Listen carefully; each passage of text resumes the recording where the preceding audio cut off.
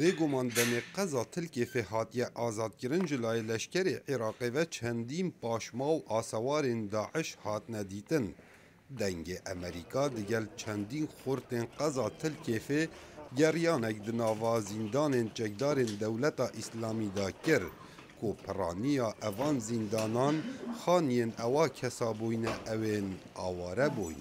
تعرفوا 11 واختصوا هذا البيت دم داعش دست خود لسر و مال دانات کره زیندان لینو که همین روینو چون هر واسا منش ام کاری که بکین ام گریدای بون و منش یا در کوین جبر کو مالامه برانبر و زیندانه بو. Hejî gotinê ku çendîn pertok û skala û formên girêdayî di rêkxistina Daeş ve di nava evan zîndanan da hebûyne û zêdebarî mor û xetmên wan. Tarık Mehmud mala wî li beramber êk ji evan zîndanan bûye.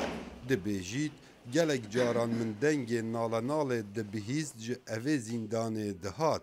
Her wesa hinek caran ji mareka gencan diînan dest û çavên wan girêdayî.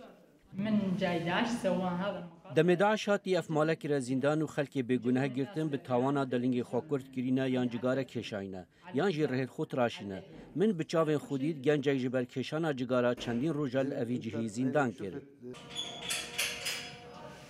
Eve êk zîndanên cekdarên Dewleta Îslamî ne ku çendîn xortên qeza Tirkiyeyê lê hatine eşkencedan bi tuhmetên cuda cuda.